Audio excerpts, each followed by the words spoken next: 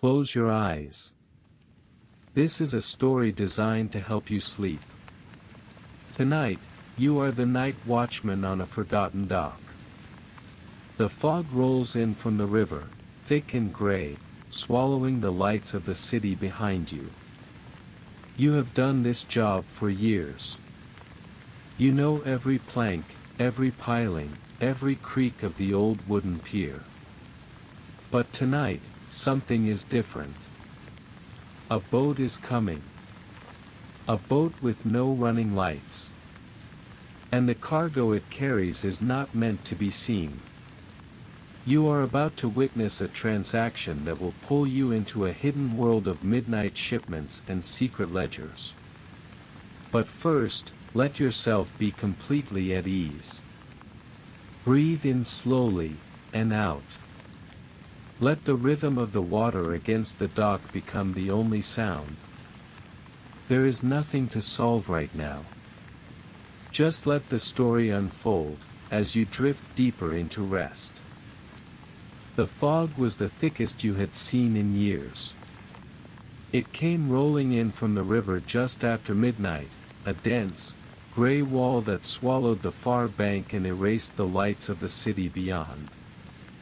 One moment the air was clear, the water black and still under the faint glow of the single bare bulb that hung above the tool shed door.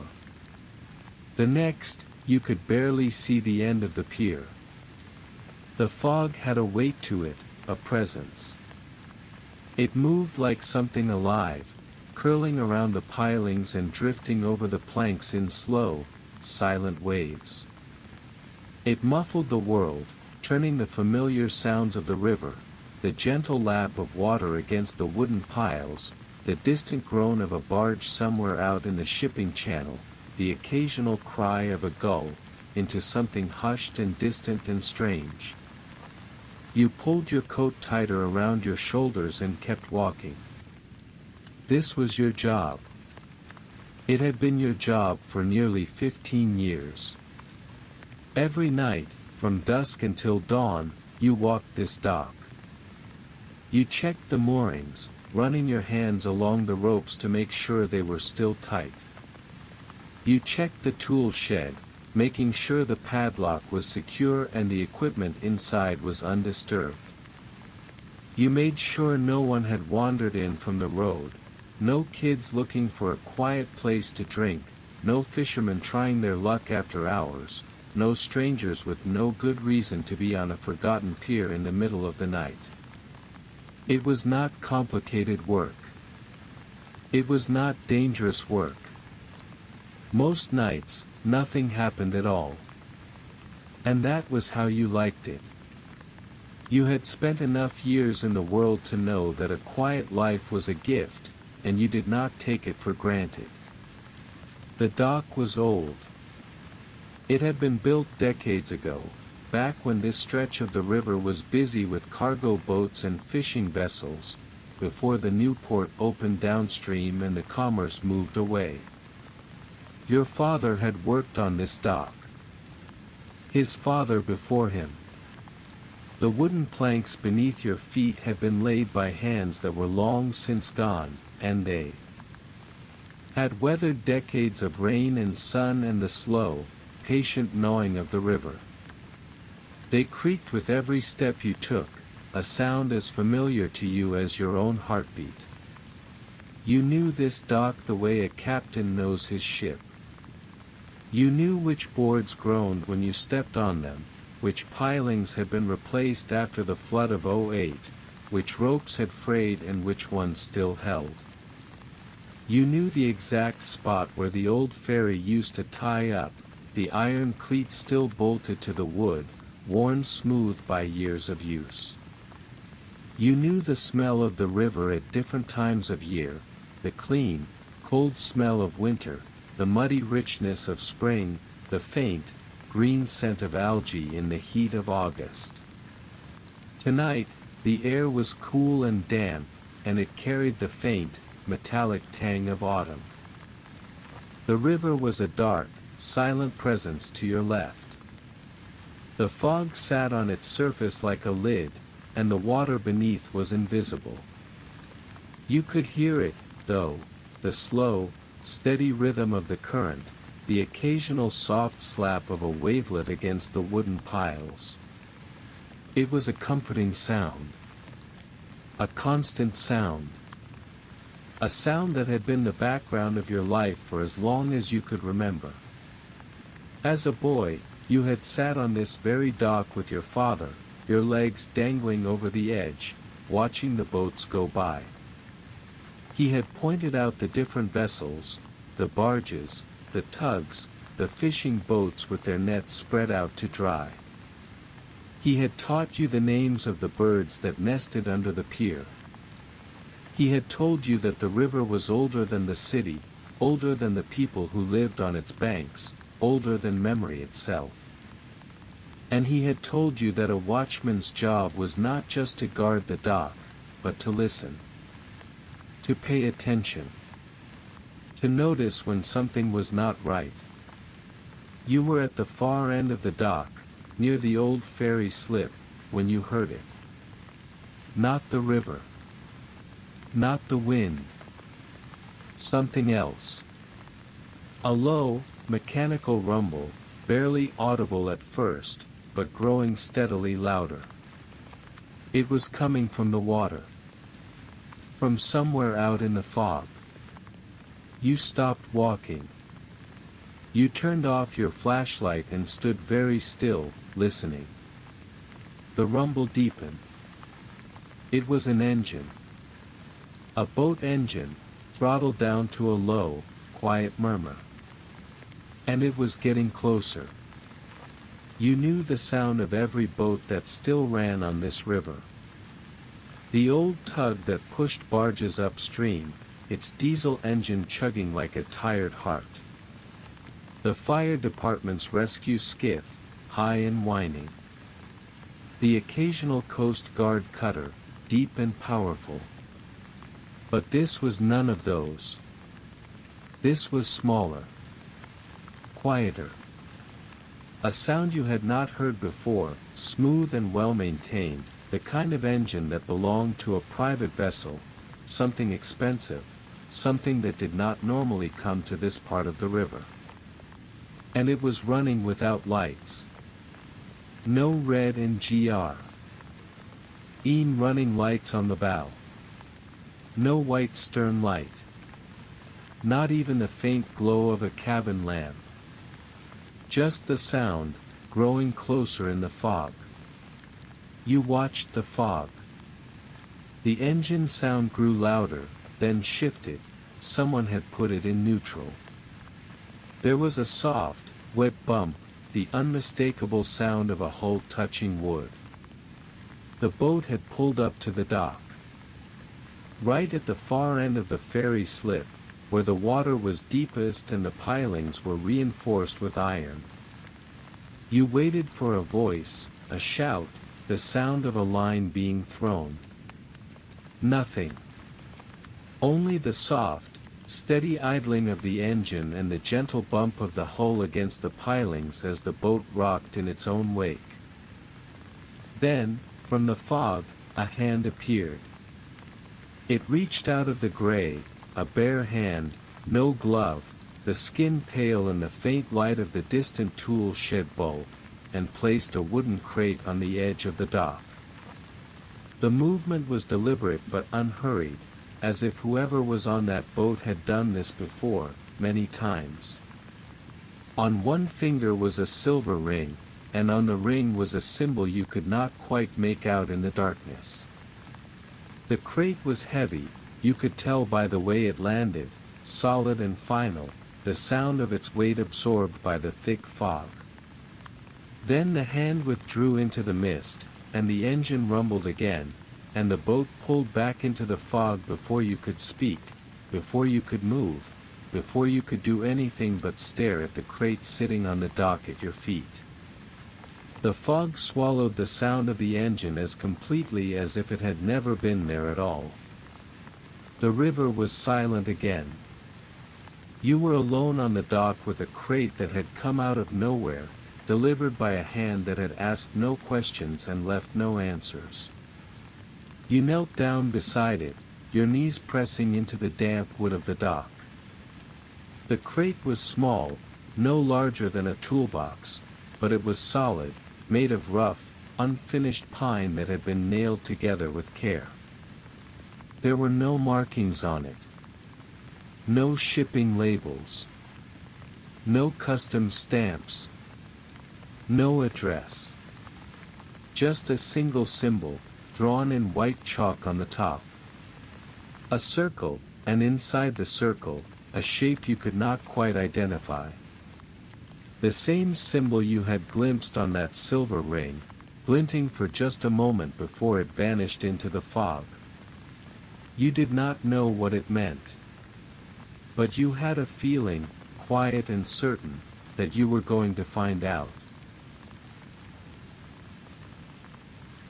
The crate sat on the dock where the hand had left it, dark and solid against the swirling gray of the fog. You stood over it for a long moment, your flashlight trained on its rough wooden surface. The beam illuminated every detail, the grain of the pine, the small knots in the wood, the faint traces of sawdust still clinging to the edges. The river lapped softly against the pilings below you, a sound so familiar that you barely noticed it anymore, as constant as your own breathing. But the crate was not familiar. The crate was something new. Something that did not belong on this quiet, forgotten dock in the middle of the night. Something that had been delivered by a hand that had asked no questions and left no answers. You knelt down and gripped it by the edges. The wood was damp and cold from the fog, rough against your palms, and the crate was heavier than it looked. Much heavier. You lifted it with some effort, cradling it against your chest like a burden you had not asked to carry, and carried it back along the dock toward the tool shed. Your footsteps were slow and careful, each step measured against the familiar creak of the planks beneath your weight. The fog pressed in around you, muffling every sound except the steady rhythm of your own movement and the distant, mournful call of a foghorn somewhere out on the shipping channel. The single bulb above the shed door glowed dimly through the mist, a pale amber beacon in the darkness, guiding you home. The tool shed was a small, cluttered space that smelled of rust and old rope and the faint, oily scent of the kerosene heater you sometimes used in winter. It was not much, just 4 walls and a roof, a place to store equipment and take shelter from the rain. But tonight, it felt like a sanctuary. You pushed the door open with your shoulder and stepped inside, letting the familiar smells wrap around you. Shelves lined the walls, stacked with paint cans and coiled hoses and boxes of nails and screws, their Abel's faded and peeling. A heavy wooden workbench ran along the back wall, scarred by decades of use, cuts from saw blades, dark rings from coffee cups, the faint impression of a hammerhead where someone had once struck too hard. You set the crate down on the bench, the wood groaning under its weight, and pulled the cord on the overhead lamp. The bulb flickered once, twice, and then steadied, casting a pool of yellow light across the workbench and the crate in your hands. You stood there for a moment, studying the crate in the light. It was made of rough pine boards, nailed together with care but not with precision. The nails were old-fashioned, square-headed, the kind you didn't see much anymore. Whoever had built this crate had wanted it to hold, not to look pretty. They had measured each board, cut each corner, driven each nail with a purpose. There were no markings on any of the sides, no shipping labels, no custom stamps, no addresses scrawled in marker or paint. Nothing to indicate where it had come from or where it was supposed to go. Just the symbol on the top, drawn in white chalk. You leaned closer, your breath stirring the chalk dust. The symbol was a circle, and inside the circle was a shape that looked almost like a bird in flight, or perhaps a key. It was hard to tell. The chalk lines were thick and slightly smeared, as if they had been drawn quickly, confidently, by someone who had done this many times before and knew exactly what they were doing. You reached for the crowbar that hung on a hook above the workbench. It was an old tool, its handle worn smooth by years of use, its tip slightly bent from some long-forgotten job. Its weight was familiar in your hand.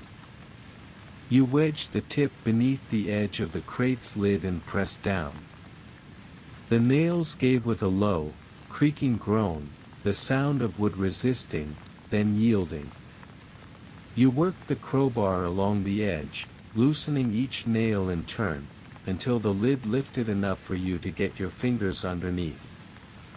You pulled it the rest of the way with your hands, setting it aside on the bench. Inside, packed tightly together, were bundles wrapped in brown oil paper. They filled the crate completely, wedged in so snugly that nothing could shift. Each bundle was about the size of a brick, and each was tied with cotton string that had yellowed with age. You lifted one out.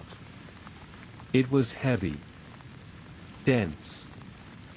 The oil paper was waxy and slightly greasy to the touch, the kind of paper used to protect ings from moisture and time, the kind of paper that was meant to preserve whatever was inside for a very long time. You untied the string and folded back the paper. Inside was money. Not the money you carried in your wallet, the familiar green bills with their portraits of presidents and their crisp, modern feel. This money was older. Much older. The paper was thick and fibrous, closer to cloth than to modern currency, and it had a faint, musty smell, the smell of paper that had been stored in a dry, dark place for decades. The colors were muted, faded by time to deep browns and pale greens and a watery orange that might once have been gold. The designs were intricate, ornate borders, classical figures, eagles and shields and scrollwork. The denominations were large. $500. 1,000. 5,000. Numbers that seemed to belong to another world entirely. The dates stamped on the bills were from decades ago, before you were born. And the names of the banks that had issued them were names you had never heard of, banks that had failed during the Great Depression, banks that had been bought and sold and merged and swallowed by larger banks until nothing remained of them but these pieces of paper. Each bill was a relic. A piece of history.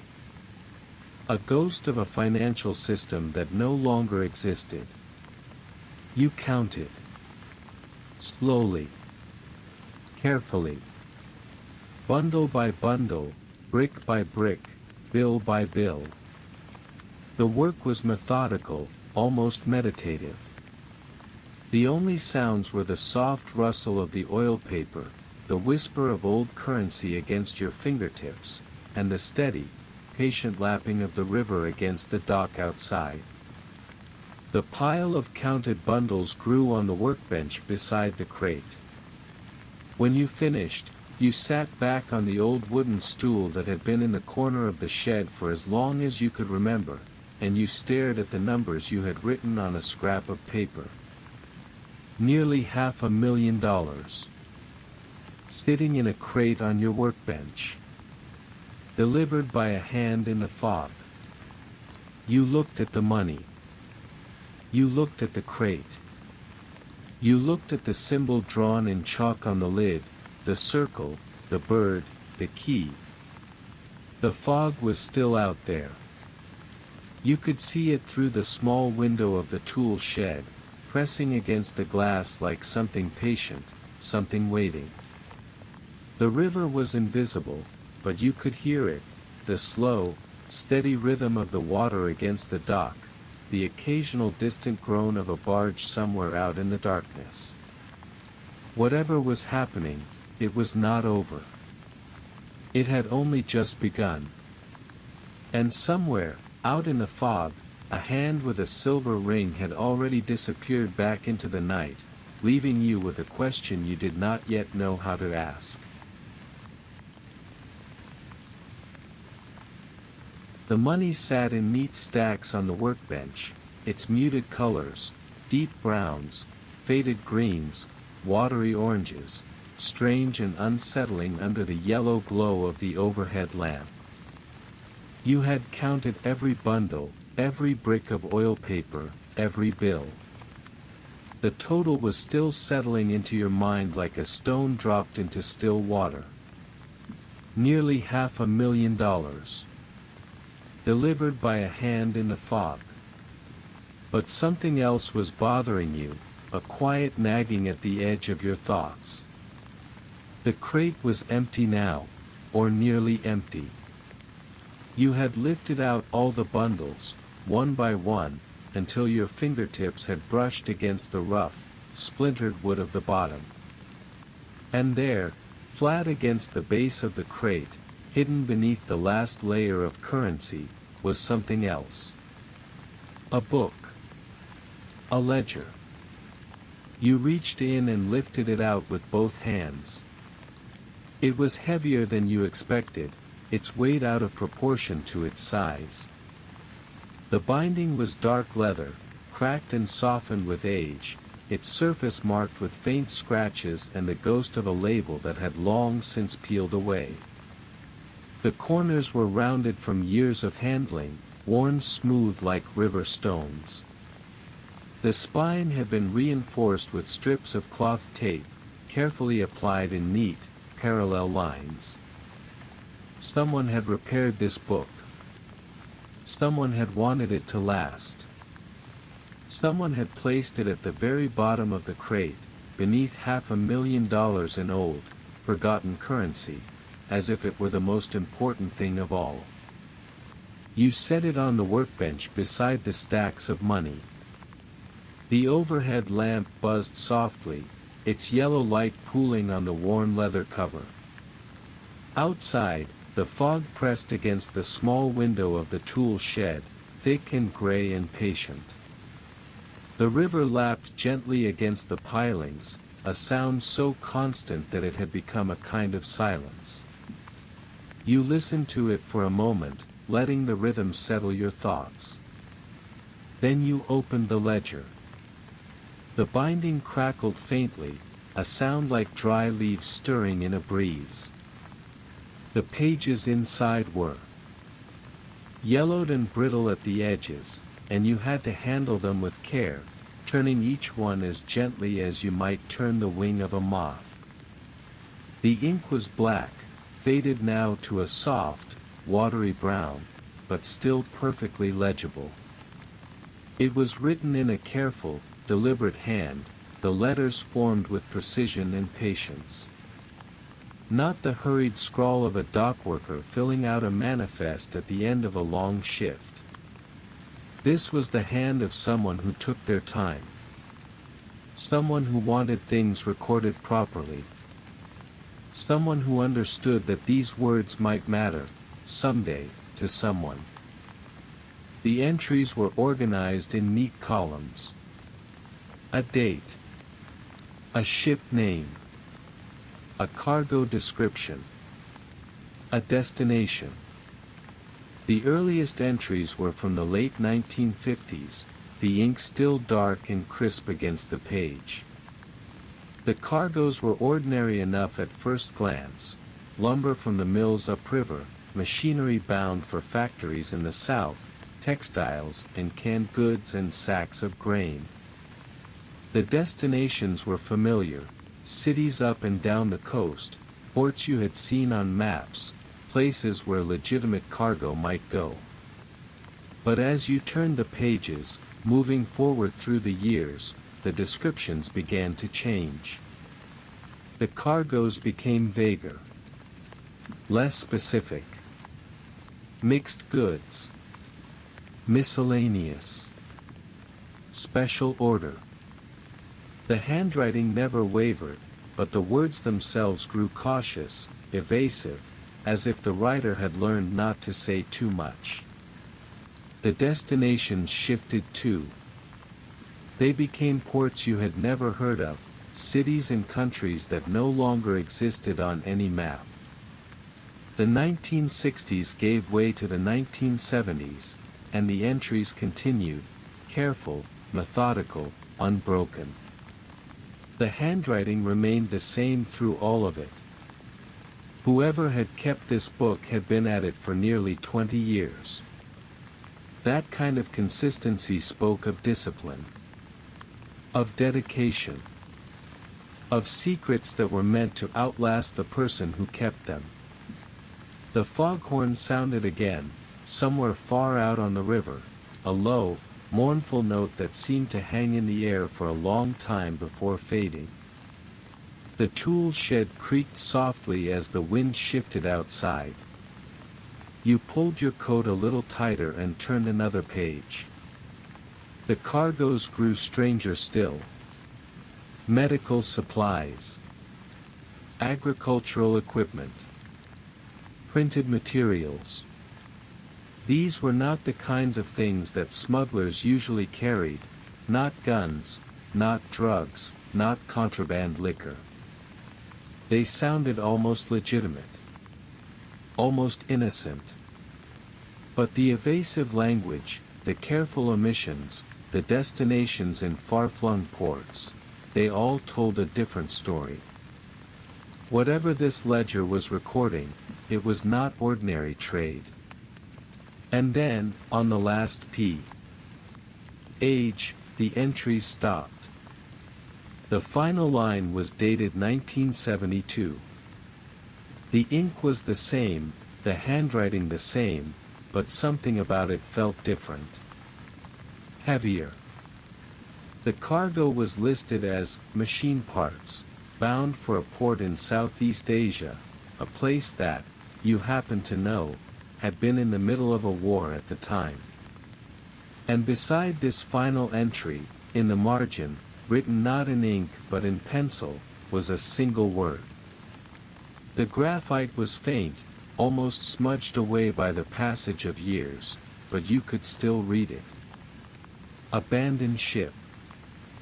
You stared at those words for a long moment. 2 words, written in pencil, beside the last entry in a ledger that had been hidden at the bottom of a crate of old money. Abandoned ship. The phrase echoed in your mind like the distant foghorn. The boat in the fog, the hand with the silver ring, had delivered a crate with a ledger that ended with those words. Whatever this book was, it was not just a record of cargo. It was the log of something that had gone wrong. Something that had ended in 1972, with an order to abandon ship. You were about to close the ledger when you felt something shift inside the back cover. A small movement, a faint rustle, as if something was tucked away where it was not meant to be seen. You turned to the last page and ran your fingers along the binding, feeling the slight give of the leather.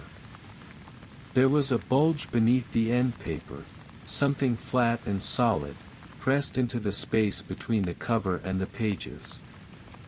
You worked it free, carefully peeling back the brittle edge of the paper. It was a key. Brass. Old-fashioned. Heavy. It had been taped to the inside of the back cover with a strip of adhesive that had yellowed and dried with age. The tape crumbled at your touch, and the key fell into your palm with a soft, metallic weight. It was larger than an ordinary key, its shaft thick and solid, its bow shaped like a simple oval. It had been machined with care, the edges smooth, the surface polished by years of handling. And on the bow, engraved in tiny, precise numbers, was a code. 1. Not a date, you were certain. You had seen enough dates tonight, in the ledger, on the old currency, to know the difference. This was something else. A serial number, perhaps. A locker number. A safe deposit box. The key was heavy in your hand, cold and solid. It was a key that had been hidden, deliberately, in a book that had been hidden in a crate that had been delivered by a hand in the fog. It was a key that had been waiting. And as you sat there in the tool shed, It the river lapping against the dock and the fog pressing against the window and the stacks of old money surrounding you on the workbench, you knew that the key was the next piece. The next question. The next door. The brass key was still warm in your palm from where you had been holding it, turning it over and over between your fingers. The number engraved on its handle, 1982, seemed to glow in the yellow light of the overhead lamp, its tiny, precise digits catching the glare like a whispered secret. But you did not yet know what it opened. You did not yet know where to look. And so, while the fog pressed against the small window of the tool shed and the river lapped softly against the pilings outside, a sound as steady and patient as your own breathing, you turned your attention back to the ledger.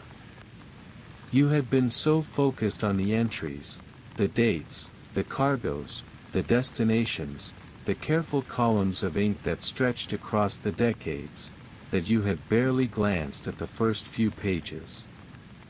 They were different from the rest. Thinner.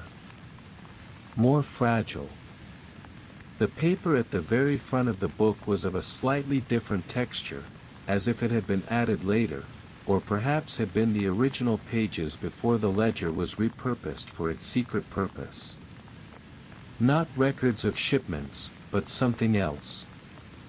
Something more personal.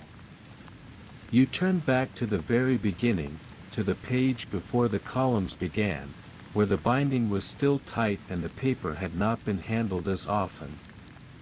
And there, tucked into the fold of the binding, its edges just barely visible against the yellowed page, you found a small piece of cardstock.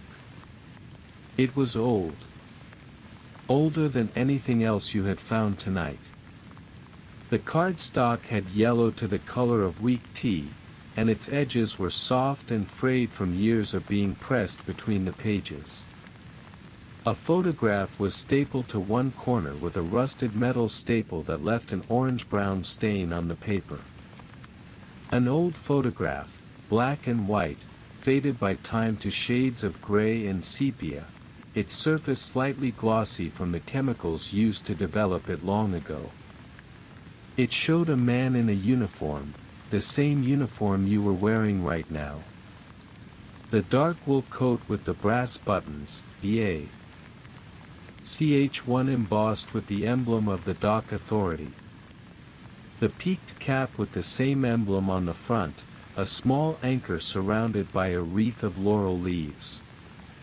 He was standing on this very pier, his hand resting on the same wooden railing you touched every night on your rounds. You recognized the spot immediately, the slight warp in the top rail, the iron cleat just behind his left shoulder. It was the ferry slip. The same place where the boat had pulled up tonight, where the hand had reached out of the fog and left the crate. Below the photograph, typed on the cardstock in the formal, slightly uneven letters of an old manual typewriter, was a name and a title. The name was not yours. You had never seen it before, had never heard it spoken by any of the old-timers who sometimes came down to the dock to fish or to reminisce. But the title was exactly yours. Night Watchman, River Dock Number 4. Your dock. Your title. Your job, held by a man you had never known, in a time before you were born. You stared at the photograph for a long moment. The man's face was difficult to make out, the photograph was small, and the years had not been kind to its resolution, but you could see enough. He was older than you, with deep lines around his eyes and a chin that jutted forward with a quiet determination. He looked like a man who had spent his life on the river. A man who had seen things, and kept them to himself. His uniform was identical to yours, right down to the brass buttons, and the pier beneath his feet was the same pier you walked every night. Even the tool shed in the background of the photograph, its door propped open, its roof slightly sagging in the same place it sagged now, was the same shed you were sitting in at this very moment. The photograph had been taken from roughly the angle of the old lamppost near the ferry slip. You had stood in that exact spot 100 times. You turned the card over. The back was blank except for a single line of handwriting. The paper had browned with age, and the ink had faded to a pale, rusty brown, the color of dried leaves in late autumn. But the words were still legible, written in the same careful, deliberate hand that had filled the ledger's columns. The key is in the lighthouse. A watchman's last watch is to turn on the light. You read it twice. 3 times. The words did not change. They sat there on the card, quiet and patient, as if they had been waiting for you to find them for a very long time. The lighthouse.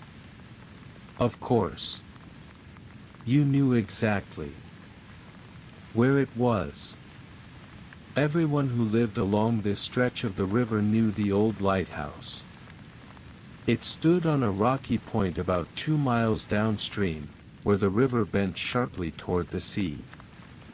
It had been built in the 1880s, back when this waterway was a major shipping route, and for decades its beam had guided vessels safely through the treacherous currents. But it had been abandoned for as long as you could remember. The light had gone out decades ago. The tower was rusted and boarded up, its windows covered with sheets of plywood that had warped and rotted over the years. It was surrounded by a rusted chain-link fence with a padlock that no one had opened in 30 years. No one ever went there. There was no reason to. The shipping channel had been moved, the port had been relocated downstream, and the lighthouse was just a relic, a crumbling monument to a past that no one remembered. But the note said the key was there. And the key in your hand, the brass key with the number 1982 engraved on its handle, was waiting to be used. 1982, 10 years after the last entry in the ledger. 10 years after the order to abandon ship. Whoever had written that note had known something. Something that had survived the abandonment. Something that had been waiting all this time for someone to find it. You thought about the other night watchman. The man in the photograph, the first, perhaps, or one of the first. He had worn this uniform and walked this pier. He had kept the ledger, or someone like him had. And then, at the end of his watch, he had passed it on. To the next watchman. And the next. Each one adding their own entries, their own secrets, their own small piece of the story. The ledger had been their logbook. Their record. Their way of telling whoever came after that there was something worth guarding. If your eyes are growing heavy, if the rhythm of the river is beginning to blur the edges of your thoughts, then let them. The fog will still be there when you wake. The ledger will still be there. The lighthouse has been waiting for 30 years. It can wait a little longer. Close your eyes. Let the water carry you for a while. You set the card down beside the ledger and looked out the small window of the tool shed. The fog was still thick, a dense gray wall that obscured everything beyond the edge of the dock. But the sky was beginning to lighten in the east, the first faint hint of dawn, a pale, milky glow that was just barely visible through the mist. The night was almost over. You would not go to the lighthouse tonight. It was too dark, too dangerous, and you were too tired, the weight of the night's discoveries pressing down on your shoulders like a physical burden. But tomorrow night, when the fog rolled in again and the river turned black under the moon, you would take the brass key and the ledger and the photograph. You would walk those 2 miles along the riverbank, following the old path that the watchman before you must have walked 100 times. And you would find out what the last watchman had left behind. What he had meant when he wrote that a watchman's final duty was to turn on the light.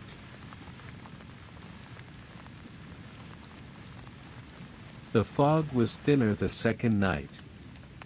Not gone, the fog on this river was never truly gone in late autumn, when the water was still warm from the long summer and the air had turned cold and sharp. It lingered in the hollows along the bank, drifted in pale ribbons across the gravel path, caught itself on the bare branches of the trees like fragments of a dream that had not quite ended. But it was lighter than the night before. You could see the moon through it now, a thin crescent, sharp as a fishbone, hanging low over the river. And you could see the stars, scattered across the dark sky like grains of salt thrown across black stone. You had waited all day for the sun to set, the brass key heavy in your pocket, its weight a constant reminder of the task ahead. The photograph of the old watchman was tucked into the ledger, which you carried under your arm, wrapped in its oilcloth. The note about the lighthouse, a watchman's last watch is to turn on the light, echoed in your mind with every step. Now, with the river black and silent to your left and the gravel path crunching softly beneath your boots, you were walking the 2 miles downstream. The path was overgrown. It had been years since anyone had maintained it, decades, perhaps. Brambles and wild grasses reached across the trail, their stalks wet with dew, brushing against your coat as you passed.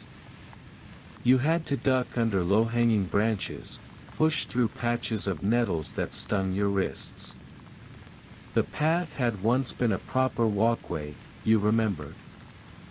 There were remnants of an old wooden boardwalk in places, the planks rotted and collapsed, the nails rusted to orange dust. Your father had walked this path. You knew that now, though you had not known it when you were a boy, when he had brought you this way on summer afternoons, carrying a fishing rod and a hamper of sandwiches. He had never told you about the lighthouse. He had never told you about any of it. But he had walked this path, many times, and now you were walking it too. The river kept you company on your left, its soft, steady murmur a familiar presence in the dark. The water was low tonight, and you could see the mudflats glistening along the bank, the exposed roots of the willows that lined the shore. A fish jumped somewhere out in the darkness, its splash startling in the quiet. An owl called from the woods on the far side of the river, a low, hollow sound that seemed to hang in the air for a long time before fading. Ahead, the rocky point jutted out into the water like a stone finger pointing toward the sea.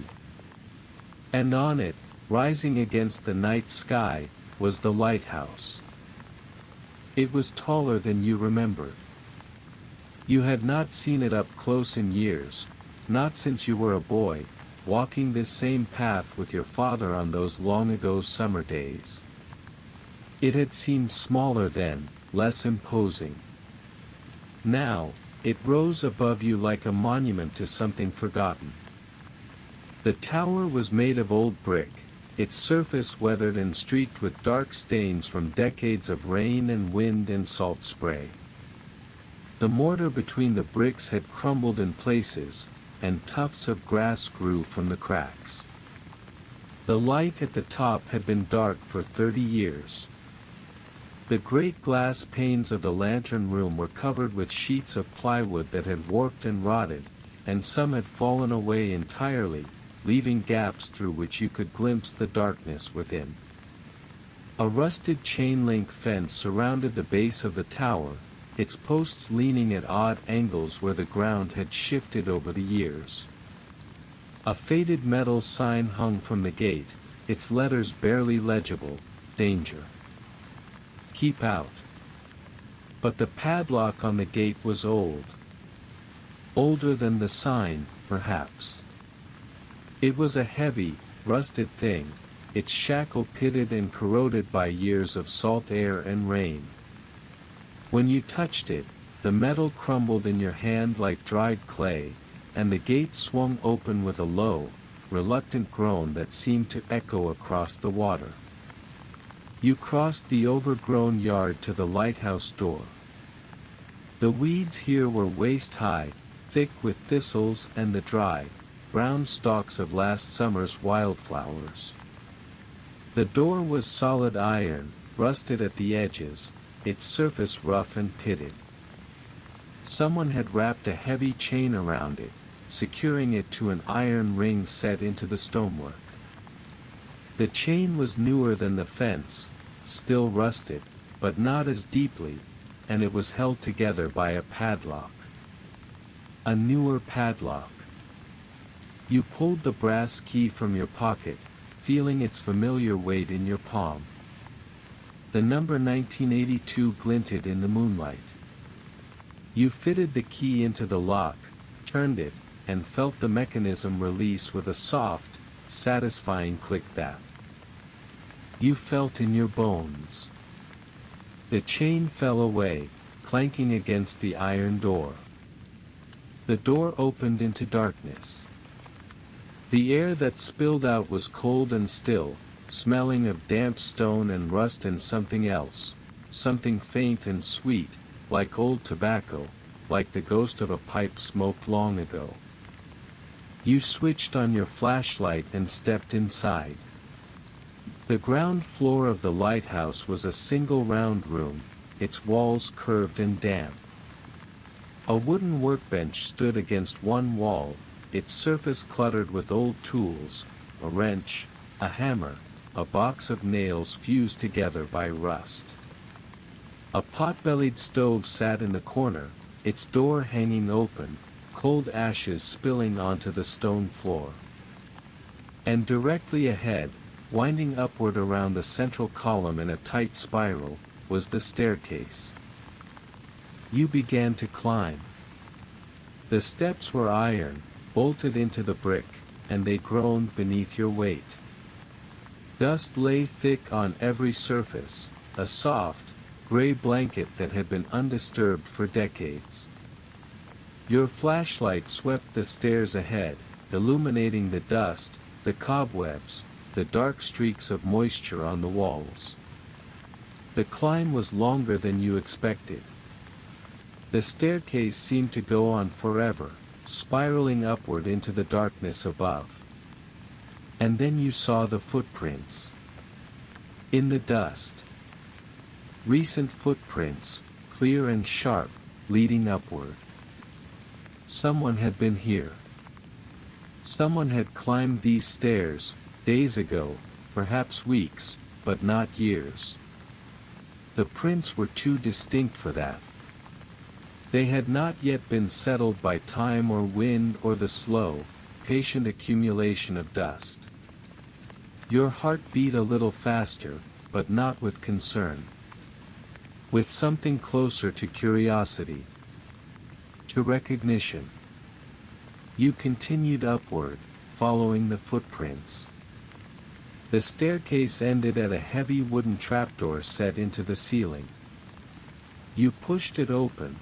It was heavier than it looked, the wood swollen with moisture, and emerged into the lantern room at the top of the tower.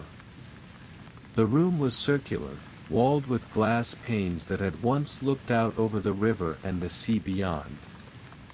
Now, most of the glass was grimy with decades of salt spray and soot, and some of the panes were cracked or missing entirely. But a few of the boards that had covered the windows had been pried loose, letting in slivers of moonlight that cut across the dusty floor like silver blades. The great Fresnel lens sat in the center of the room, a massive construction of brass and glass, its fittings tarnished to a dull green, its crystal faces cracked and clouded. It had not been lit in 30 years. It was a relic, a monument, a thing that had once saved lives and now gathered dust. But around the lens, arranged on a low wooden table that had been pulled up beside it, were other things. Things that did not belong in an abandoned lighthouse. A telegraph key, its brass file. Things polished to a dull gleam, far cleaner than anything else in this room. A set of headphones, their leather ear pads cracked but intact, hanging from a hook on the side of the table. A coil of copper wire. A small, portable shortwave radio, its dials still turning, its batteries long since dead. And a notebook. Small, bound in dark leather, its pages yellowed but intact. Someone had been using this room recently, and they had been using it to listen. You picked up the notebook and opened it. The pages were filled with columns of numbers and letters, code. Rows and rows of it, written in the same careful hand that had filled the ledger. Each entry recorded a date, a frequency, and a string of characters that meant nothing to you. But at the back of the book, on the last few pages, was something different. A list of names.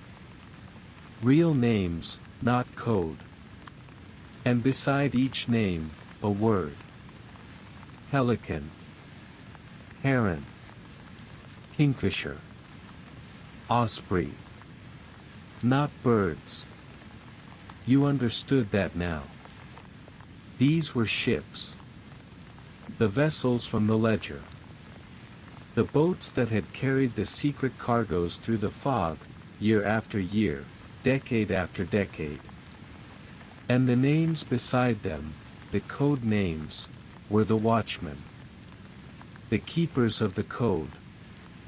The men who had guarded the secret and passed it down. Your finger traced down the list, past the names you did not recognize, past the code names you were only beginning to understand.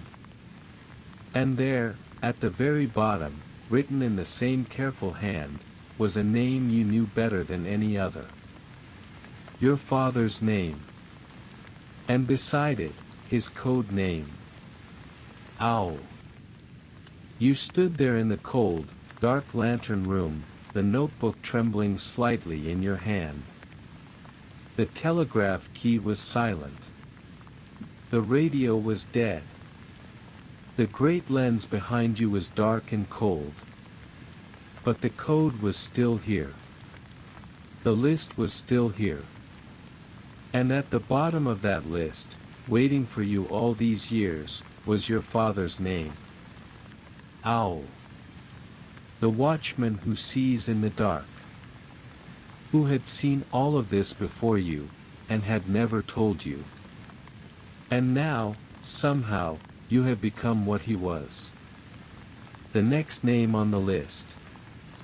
The next keeper of the code. The notebook lay open in your hands, its pages filled with the careful columns of code that your father had written years ago. The list of names and code words was still fresh in your mind: pelican, heron, kingfisher, osprey, and at the bottom, your father's own name beside his call sign: owl.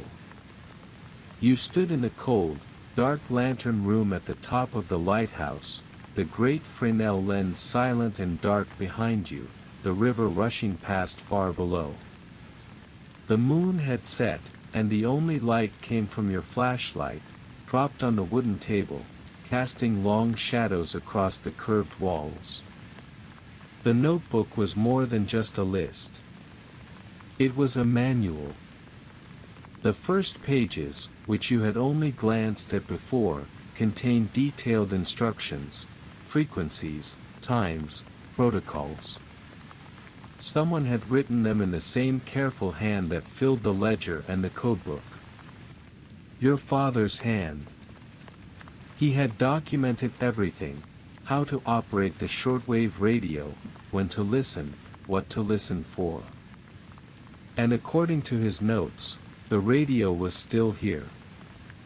You turned and looked again at the equipment on the table. The telegraph key, its brass fittings polished. The headphones, their leather ear pads cracked but intact. The coil of copper wire. And beside them, half hidden beneath a dusty canvas cover, was the shortwave receiver. You pulled the cover away. Dust puffed into the air, swirling in the beam of your flashlight. The receiver was old, an analog model, heavy and solid, its metal casing scratched and dented from years of use. Its dials were stiff with age, its speaker grill caked with grime. It looked like it had not been turned on in decades. But when you traced the power cord to the wall, you saw that it was plugged into a battery pack, also old, but still showing a faint charge on its indicator light. Someone had maintained this equipment. Someone had made sure it would still work.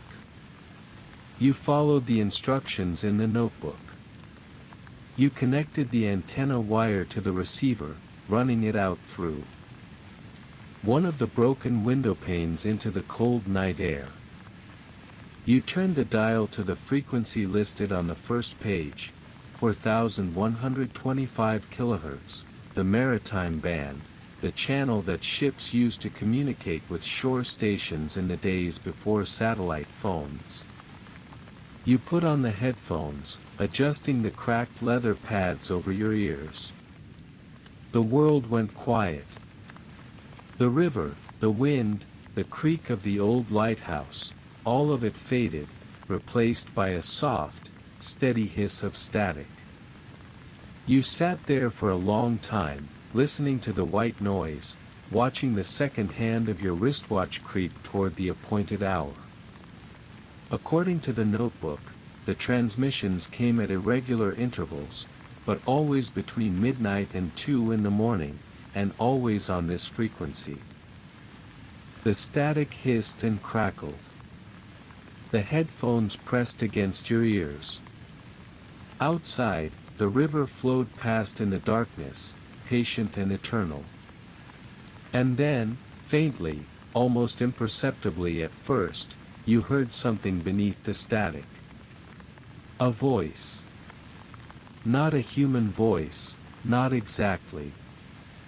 It was a synthesized voice, mechanical and flat, the kind used by automated weather stations and navigation beacons. It was reading numbers. Numbers, and then words.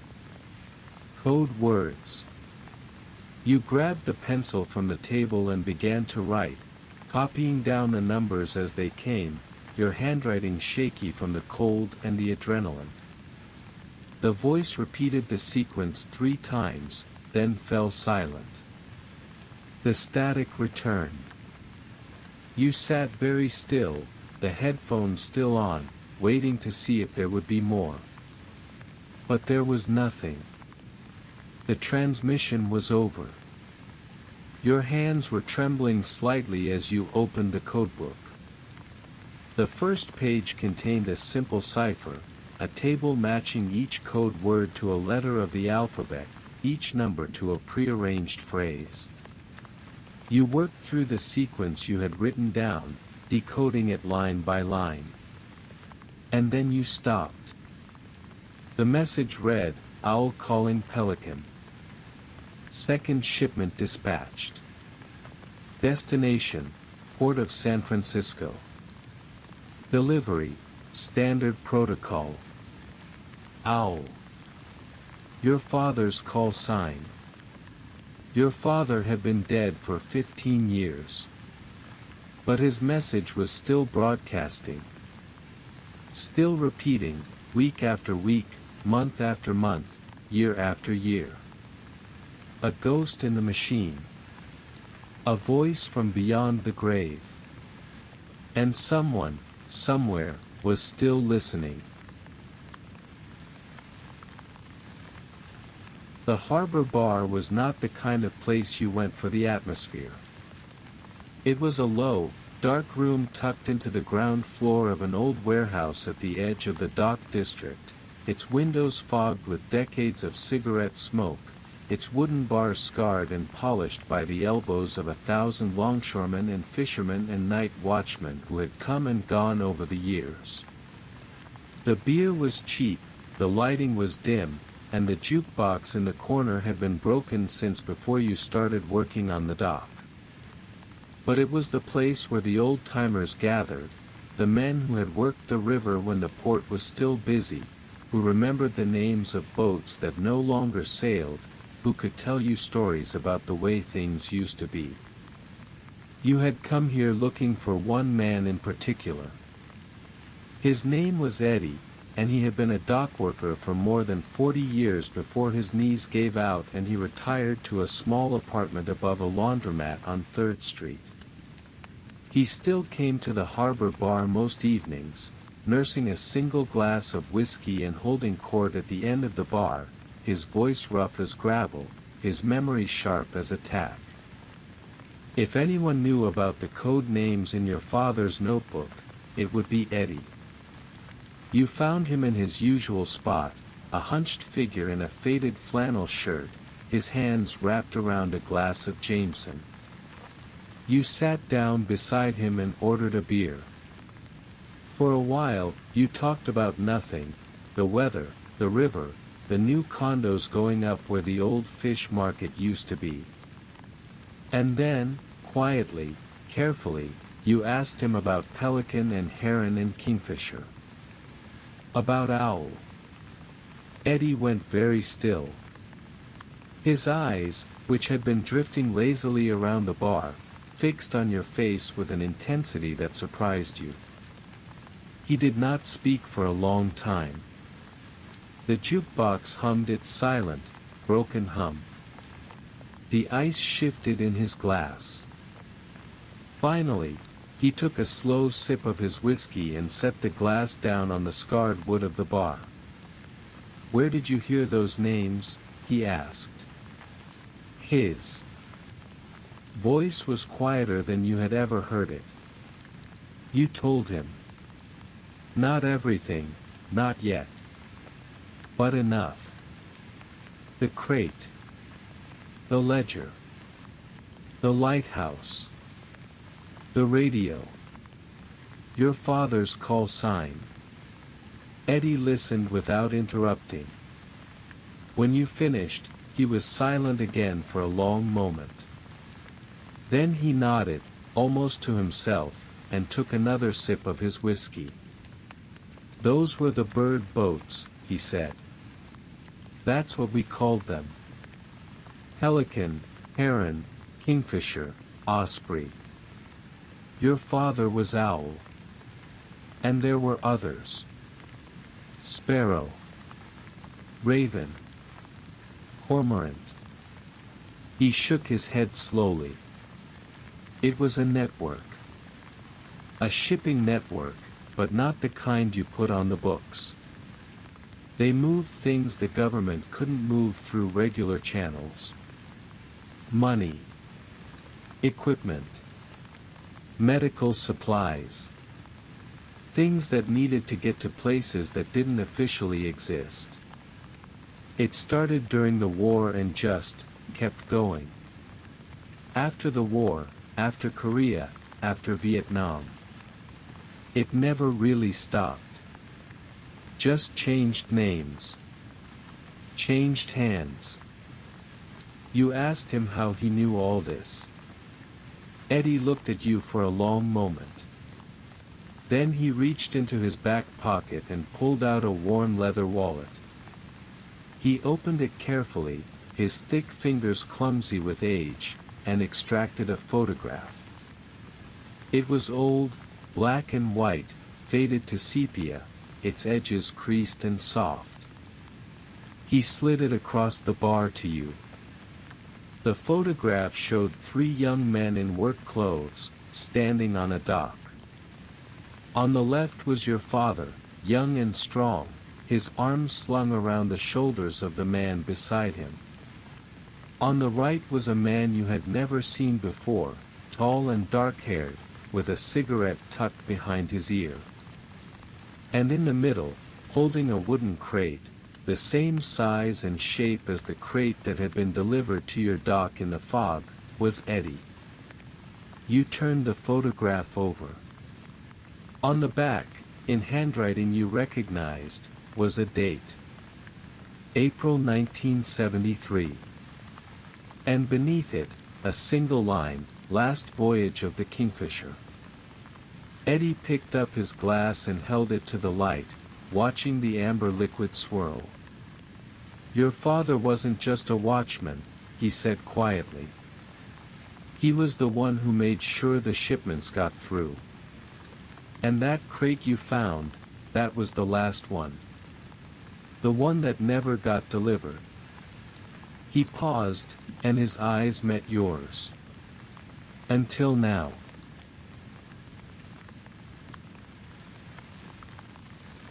The photograph from Eddie's wallet was still burning in your mind as you walked back to the dock. 3 young men in work clothes, standing on the pier in 1973. Your father on the left, young and strong, his arms slung around Eddie's shoulders with the easy confidence of a man who had found his place in the world. Eddie in the middle, holding a wooden crate, the same size and shape as the crate that had been delivered to your dock in the fog, the same rough pine boards, the same square-headed nails. And on the right, a tall, dark-haired stranger whose name you still did not know, a man with a cigarette tucked behind his ear and a faint, knowing smile on his lips. The last voyage of the Kingfisher. The last shipment. The one that never got delivered. The fog was returning as you reached the tool shed, drifting in thin ribbons across the gravel path, curling around the pilings like the ghosts of old sailors who had never quite found their way home. The single bulb above the shed door glowed dimly through the mist, a pale amber beacon in the thickening gray. The river was quiet tonight, the water low and slow, the only sound the gentle lap of wavelets against the wooden piles and the distant, mournful call of a foghorn somewhere out on the shipping channel. You unlocked the door and stepped inside, pulling the cord on the overhead lamp. The yellow light flickered once, twice, and then steadied, casting its familiar pool of warmth across the workbench. The crate still sat where you had left it, its lid propped against the wall, its contents, the bundles of old money wrapped in oil paper, the ledger with its careful columns of dates and cargoes, the brass key with the number 1982 engraved on its handle, spread out around it like the pieces of a puzzle you were only beginning to assemble. You had been so focused on the ledger and the key that you had not examined the crate itself closely enough. Not really. You had been distracted by the money, by the strange symbols, by the W. 8 of discovery. But Eddie's words echoed in your mind, clear and insistent. That crate you found, that was the last one. The one that never got delivered. And your father had been the one who was supposed to deliver it. You lifted the empty crate off the workbench and turned it over in your hands. The rough pine boards were cool and damp to the touch, still carrying the faint scent of the river and the fog. The square-headed nails were old and rusted, their heads slightly raised where the wood had warped over the years. The chalk symbol on the lid, the circle, the bird, the key, had smeared slightly from your handling, but it was still visible, still mysterious.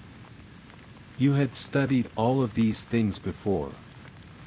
But now, running your fingers along the inside of the crate, feeling every joint and seam and corner, you felt something you had missed. A gap. A slight unevenness between the bottom board and the side wall, just barely wider than the others. It was subtle, so subtle that you might never have noticed it if you had not been looking. But you were looking now. You pressed on the board with your thumb, and it shifted. Just a fraction of an inch. Just enough to tell you that it was not fixed in place like the others. It was a false bottom. You worked the board loose with the tip of the crowbar, the old tool familiar and solid in your hand. The nails gave with a soft, reluctant creak, and the board lifted away, revealing a shallow compartment beneath. And there, flat against the true bottom of the crate, protected from the decades by the layer of wood and the bundles of money above it, was a single sheet of paper. It was a cargo manifest. Typed on thin, yellowed paper, the kind used for shipping documents in the days before everything went digital. The paper was brittle at the edges, and the ink had faded from black to a soft, watery brown, but the words were still legible. The letterhead at the top of the page read Pacific Rim Medical Supply in faded serif letters, and below it was a list of goods. The list was long and detailed, each item catalogued with the precision of someone who understood that lives depended on what was in those crates. Surgical kits, complete with scalpels and clam. PS and sutures. Field dressings, the kind used to pack wounds and stop bleeding in places where there were no hospitals. Broad-spectrum antibiotics, enough to treat infections in 100 patients. Plasma, packed in insulated containers, ready to be administered to the wounded and the dying. All of it destined for a port in Southeast Asia, a place whose name you recognized, a name that had been in the news for years, a name that had been synonymous with war and suffering and the slow, grinding destruction of everything that mattered.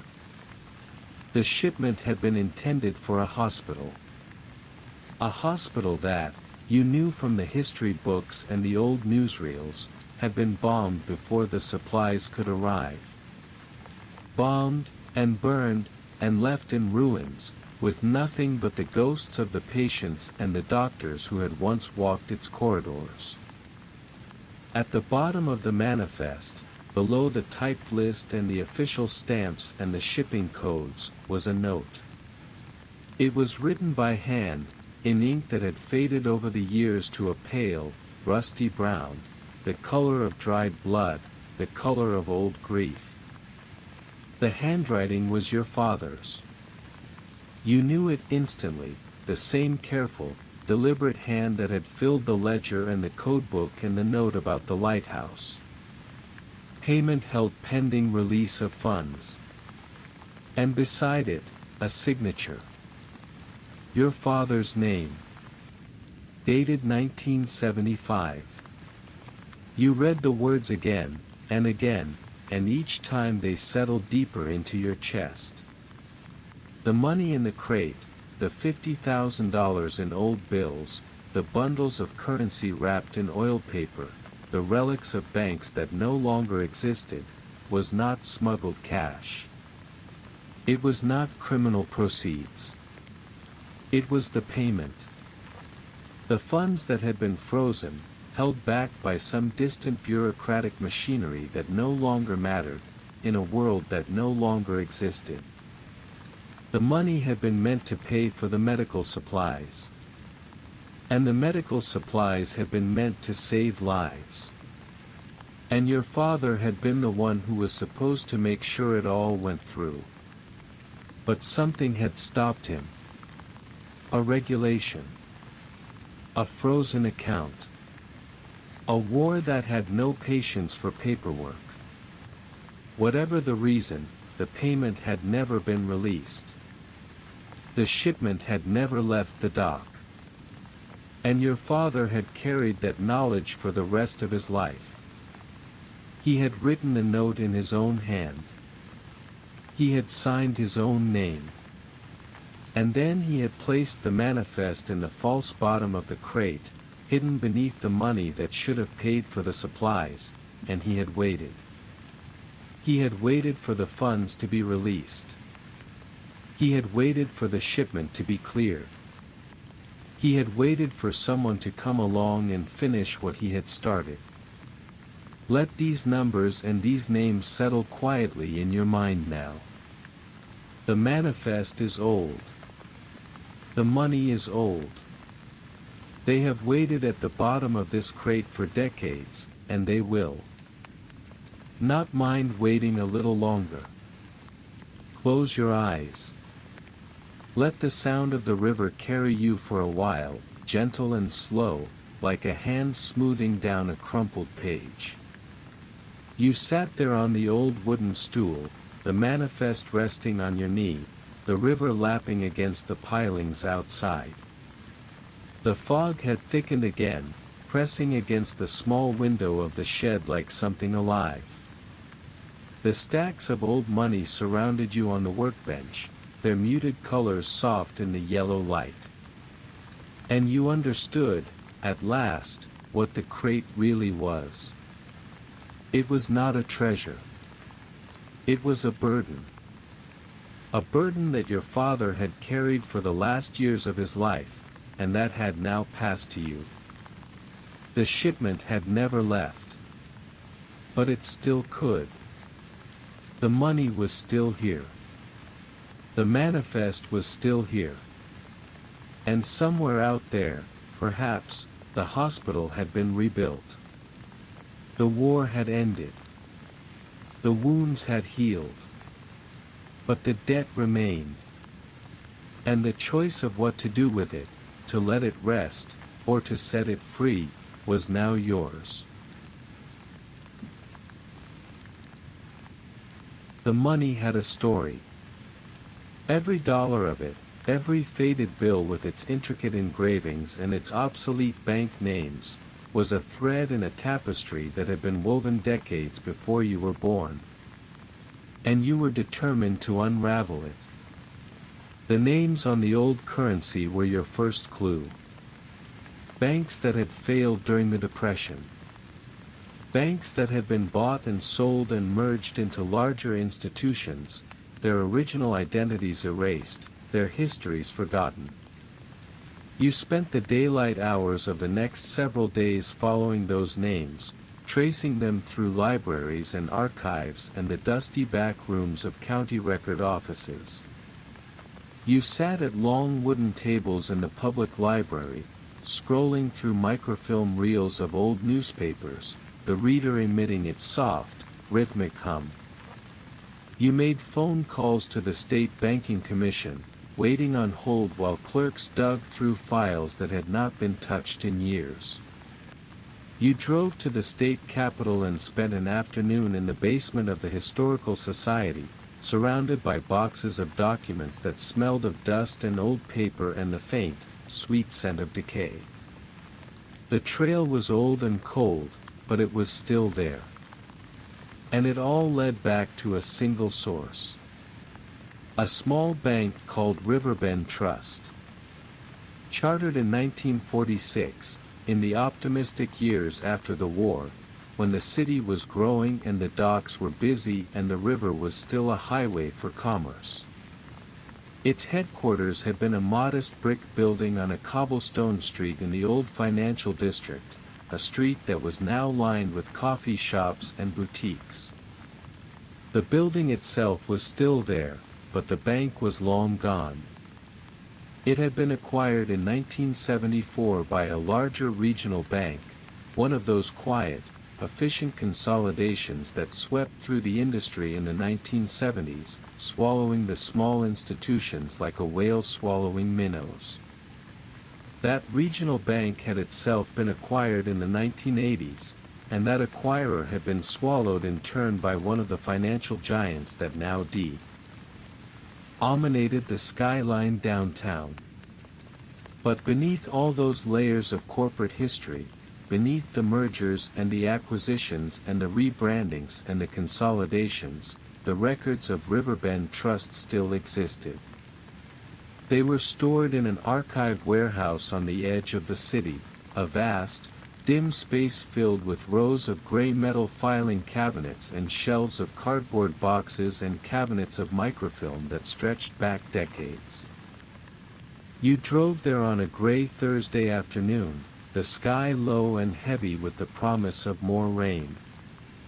The warehouse was in an industrial park near the old airport, a place of loading docks and chain-link fences and the distant sound of trucks on the highway.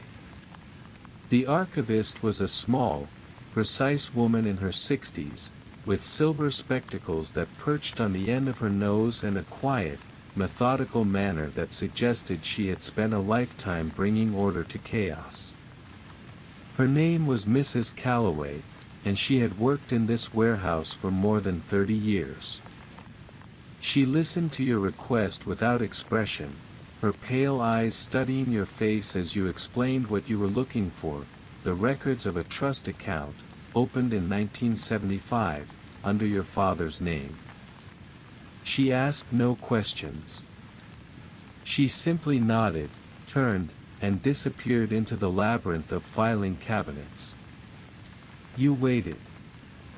The warehouse was silent except for the low hum of the fluorescent lights overhead and the occasional distant click of a door opening and closing somewhere in the depths of the building. The air was cool and dry, climate-controlled to preserve the fragile documents stored within. You sat in a hard plastic chair beside Mrs. Calloway's desk, watching the rain begin to fall outside the high windows, streaking the glass with silver. Nearly an hour passed. And then Mrs. Calloway returned, pushing a small cart. On the cart was a single cardboard box. The box was old, its corners reinforced with yellowed tape, its lid slightly dusty. A label on the side read, Riverbend Trust, Trust Accounts, 1975. She set the box on her desk and removed the lid. Inside, nestled among files and folders that had not been touched in decades, was a single manila folder. It was thin, just a few pages, their edges yellowed with age. But it was what you had been looking for. The folder contained the records of a trust account. The account had been opened in 1975, the same year the manifest was dated, the same year your father had writ. The note about the frozen funds. The amount deposited was $50,000. Not $50, $50,000. A substantial sum in those days, enough to buy a house, enough to start a business, enough to change a life. And the account had never been touched. Never withdrawn. Never transferred. Never liquidated. While other accounts at Riverbend Trust were cashed out or seized or absorbed into the acquiring bank's assets during the merger, this one had been left alone. The file noted only that the funds were held in trust, pending the arrival of the designated beneficiary. The interest had compounded, year after year, decade after decade, until the original $50,000 had grown to nearly $500,000. And clipped to the inside of the folder, written on letterhead that had yellowed with age, was a note. It was handwritten in ink that had faded over the years to a pale, rusty brown, the color of dried leaves, the color of old blood, the color of ink that had been waiting a very long time to be read. The handwriting was not your father's. It was more formal, more precise, the hand of someone who had spent a lifetime in offices, who had signed thousands of documents and written thousands of letters. The note read, "These funds do not belong to the bank. They belong to the client. The client is deceased. Hold until the client's named successor comes to claim them. Do not touch." The signature at the bottom was the bank president's. A name you did not recognize. A man who had been dead for years, probably, but who had once sat in an office in that modest brick building and made a decision that would echo across the decades. He had protected this money. He had ensured that it would survive the merger, the acquisition, the consolidation, the passage of time. He had written a note, clipped it to a file, and placed it in a box, trusting that someday, someone would come looking for it. The rain had stopped. The warehouse was silent. Mrs. Calloway had gone back to her desk, leaving you alone with the box and the folder and the letter.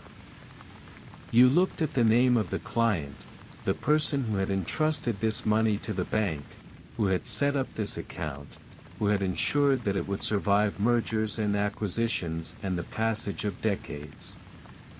It was your father's name, written in the same careful hand that had filled the ledger and the codebook and the note about the lighthouse. He had been here. He had done this.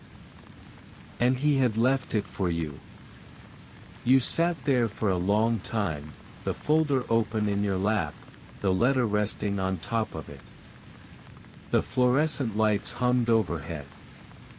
Outside the high windows, the clouds were beginning to break apart, and thin shafts of pale sunlight were slanting down through the gaps, illuminating the dusty floor of the warehouse. You thought about your father, not the father of your childhood, the quiet man who had walked the dock at night and come home at dawn smelling of the river. The other man. The one you were only now beginning to know. The watchman who had guarded more than a dock. The courier who had carried more than cargo.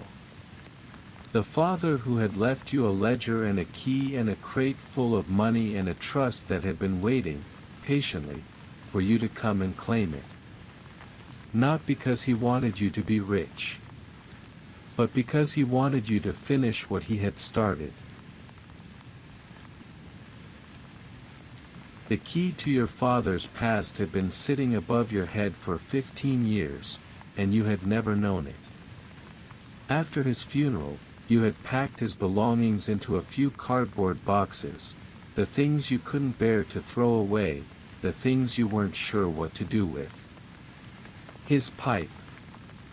His wristwatch, the crystals scratched from years of wear. A handful of photographs. And a small wooden trunk, the kind sailors once used to carry their possessions from ship to shore. You had carried it up the narrow stairs to the attic, pushed it into a corner beneath the eaves, and left it there. For 15 years, it had sat undisturbed, gathering dust, waiting. Now, with the rain drumming softly on the roof above you and the house quiet around you, you climbed those stairs again. The attic was cold and dim, lit only by a single bare bulb that swung gently on its cord when you pulled the chain. The air smelled of old wood and mothballs and the faint, sweet scent of whatever flowers had bloomed in the garden the summer your mother was still alive. The trunk was where you had left it, tucked beneath the sloping rafters, its surface gray with dust. You knelt beside it and lifted the lid. Inside, beneath a folded sweater and a box of fishing tackle, was your father's personal journal. It was smaller than the ledger from the tool shed, bound in worn canvas rather than leather. It had not been meant for anyone else's eyes. This was not the official record of a watchman's duties, not the carefully coded log of shipments and signals. This was something else. A diary. A confession. A letter to himself. You sat down on an old wooden crate beneath the attic's single window and began to read. The early entries were ordinary enough, notes about the weather, the river, the small routines of a watchman's life. But as the pages turned, the story began to emerge. The medical supplies. The aid organization. The war. He wrote about it all with a quiet, methodical precision that you recognized from the Edger. The shipment had been arranged through a network of contacts he had built over years, the same network that used the code names in the Lighthouse book. The supplies were purchased with funds that had been raised from donors who wished to remain anonymous. The destination was a hospital in a war zone, a place that had been begging for help. And then, at the last moment, the funds had been frozen. The payment held.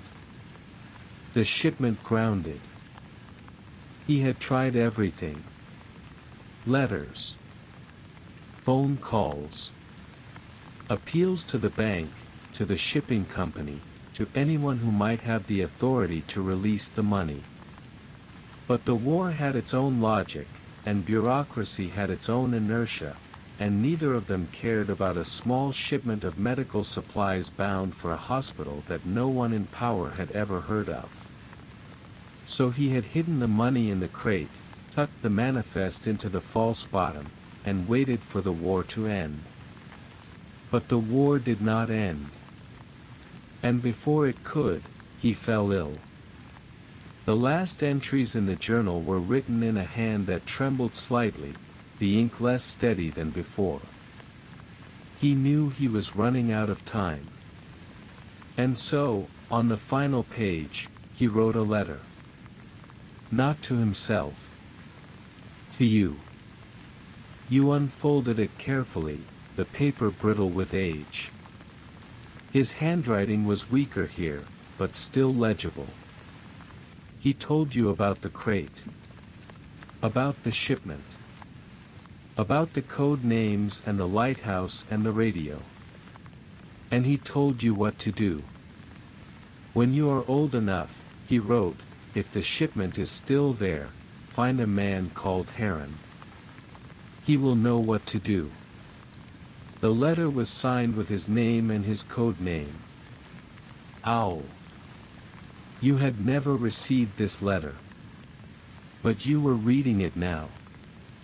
And the man called Heron, Eddie, the old dock worker at the harbor bar, was still alive. He was waiting. Just as your father had been waiting. Just as the crate had been waiting. The time had come. The fog was thinner the next morning, as if the river itself knew that something had shifted. It hung in pale, drifting ribbons above the water, catching the first gray light of dawn, curling around the pilings of the dock like the slow breath of some ancient creature. The air was cold and clean, and the sky overhead was the color of fresh ice. You walked through the quiet streets of the dock district, past the warehouses and the shuttered fish markets, past the harbor bar with its dark windows and its silent jukebox, until you reached 3rd Street and the narrow staircase that led up to Eddie's apartment above the laundromat. The building smelled of soap and steam and the faint, pleasant mustiness of old wood. You climbed the stairs slowly, your father's letter folded in the pocket of your coat, its paper worn soft from being read and reread. Eddie's door was at the end of the hall. You knocked, and a voice from inside told you to come in. The apartment was a single room with a sloping ceiling and a window that looked out over the rooftops toward the river. It was modest but tidy, a worn armchair with a blanket folded over its back, a small kitchen table with a single chair, a bed pushed against the far wall beneath a shelf of paperback novels. A hot plate sat on the counter, and a pot of coffee was perking, filling the room with its dark, bitter aroma. Eddie was sitting in the armchair, a blanket over his knees, the morning paper folded on the side table beside a pair of reading glasses with bent frames. He looked up as you entered, and his eyes, pale and watery with age, but still sharp, met yours. He did not seem surprised to see you. He seemed, rather, like a man who had been expecting someone for a very long time and was relieved that they had finally arrived. You handed him your father's letter without a word. He put on his glasses, adjusting them carefully on his nose, and read. His lips moved slightly as he worked through the words, his expression unreadable. The radiator hissed in the corner, its metal ticking as it cooled. A truck rumbled past on the street below, its engine echoing off the brick walls of the buildings. The coffee pot gurgled and fell silent. When Eddie finished, he folded the letter with the same care your father had used to write it, and he handed it back to you. Then he was quiet for a very long time. He stared out the window at the gray winter sky, at the distant gleam of the river between the rooftops. His hands, gnarled and spotted with age, rested on the blanket in his lap. Your father and I, he said at last, his voice low and rough, we were the last ones. The others had already gone, one by one. Pelican moved south in the late 70s, took a job in a shipyard in Louisiana, never heard from him again. Kingfisher got sick. Some kind of cancer, I don't remember. He was gone by 81. Osprey just disappeared one day. Didn't tell anyone. Didn't leave a note. Just walked away from the dock and never came back.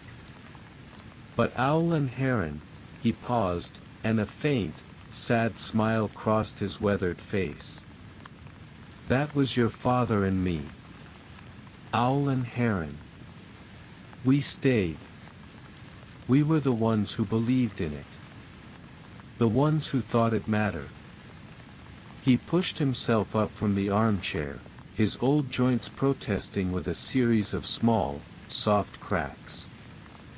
He walked slowly to the bed in the corner of the room, his footsteps heavy on the creaking floorboards. With a low groan, he knelt down and reached underneath, into the shadows beneath the iron bed frame. You heard the scrape of wood against wood, and then he was pulling something out. A wooden crate. The same size and shape as yours. The same rough pine boards, darkened with age. The same square-headed nails, their heads slightly raised where the wood had warped over the years. The same chalk symbol on the lid, the circle, the bird, the key, faded now to a ghostly white, barely visible against the gray wood. I was Heron, Eddie said, his voice barely above a whisper. He rested one hand on the crate, his thick fingers tracing the edge of the lid. Still am, I suppose. This was my shipment.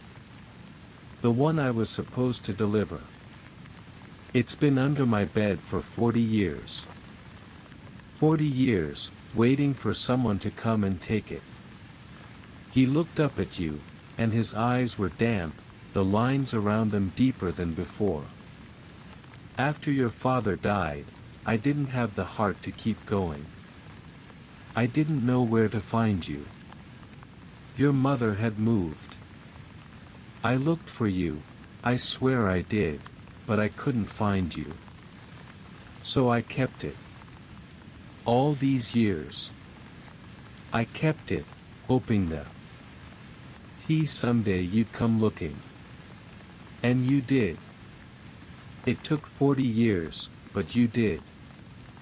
He reached into his back pocket and pulled out his worn leather wallet, the same one he had shown you at the harbor bar. He extracted the photograph, the three young men on the dock, your father on the left with his arms slung around Eddie's shoulders, Eddie in the middle holding the wooden crate with the chalk symbol on its lid, and the tall, dark-haired stranger on the right. He turned it over in his hands, his fingers gentle on the creased edges. Then he flipped it to the back and held it out to you. There was the date. April 1973. Last voyage of the Kingfisher. The handwriting was your father's, the same careful, deliberate strokes that filled the ledger and the code book and the note in the bank file. But beneath that line, in smaller writing, added later, was another sentence. You had not seen it before. You had not thought to look closely enough. For my son. When you see this picture, the light on the dock should still be burning. You looked up from the photograph. Outside the window, the fog was lifting. The last pale ribbons of it were dissolving into the cold morning air, and the sun was breaking through the clouds in long, slanting shafts of gold. The river glittered in the distance, its surface catching the light like 1,000 scattered coins. Eddie was watching you, his old eyes steady and bright. The crate sat on the floor between you, its chalk symbol glowing faintly in the growing light. The dock was still there. The light was still burning. And now, after 40 years, the final shipment was ready to be delivered.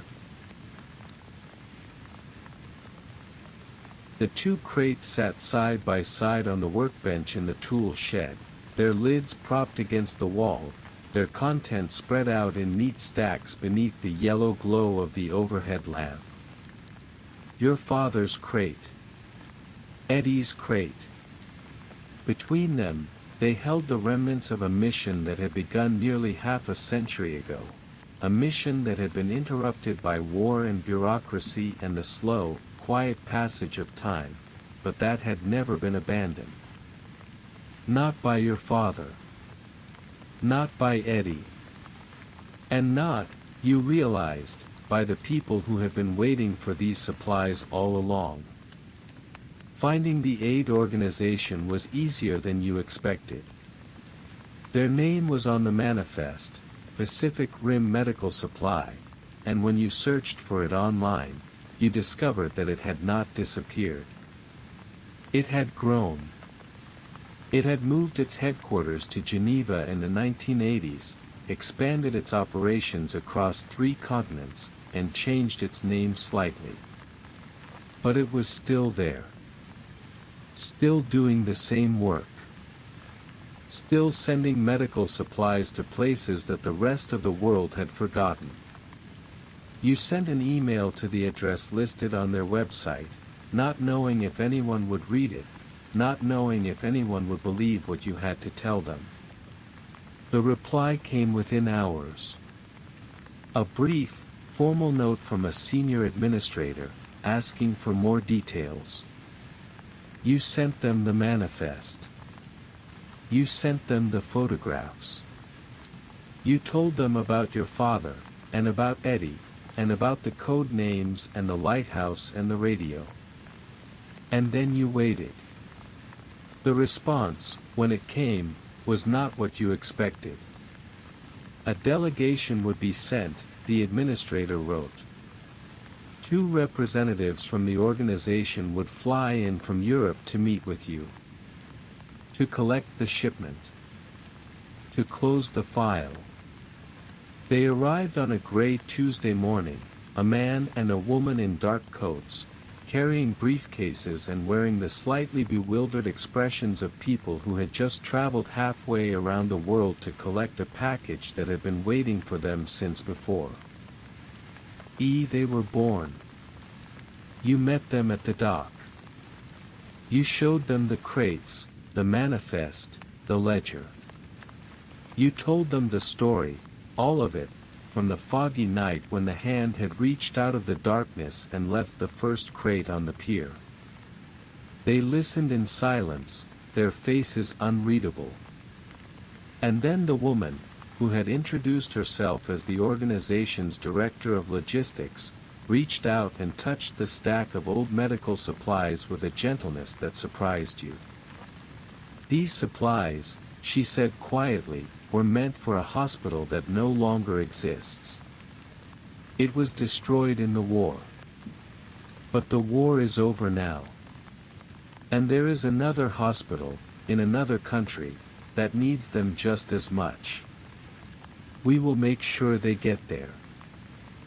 The man, a legal officer, opened his briefcase and produced a stack of documents. Receipts. Releases. A formal acknowledgement of the trust that had been held for all these years. You signed them, and Eddie signed them, and the representative signed them. And with that, the trust was closed. The mission was complete. The shipment, at long last, was delivered. You walked the representatives back to their car. The fog was lifting, the sun breaking through in long, pale shafts that glittered on the surface of the river. You watched them drive away, and then you turned and walked to the lighthouse. The brass key with the number 1982 was still in your pocket. You climbed the spiral staircase one last time, your footsteps echoing on the iron steps. In the lantern room, the telegraph key was silent. The radio was dark. The great Fresnel lens stood in the center of the room, its brass fittings tarnished, its glass cracked. But the notebook was still on the table. Your father's codebook. You picked up the pencil that lay beside it, and on the last blank page, in the same careful hand that had filled the ledger and the manifest, you wrote the final entry. Owl log. All shipments delivered as of today. Watch complete. You closed the notebook. You descended the stairs. You walked back along the gravel path to the dock, where the river lapped softly against the pilings and the morning sun was spreading its gold across the water. In the tool shed, you placed the ledger back into the first crate, and the codebook into the second, and you closed their lids. You slid the crates onto the shelf where they would wait, as they had always waited, for whoever might need them next. Then you stepped outside and closed the door behind you. The fog was gone. The river glittered. And you walked home, your watch at an end.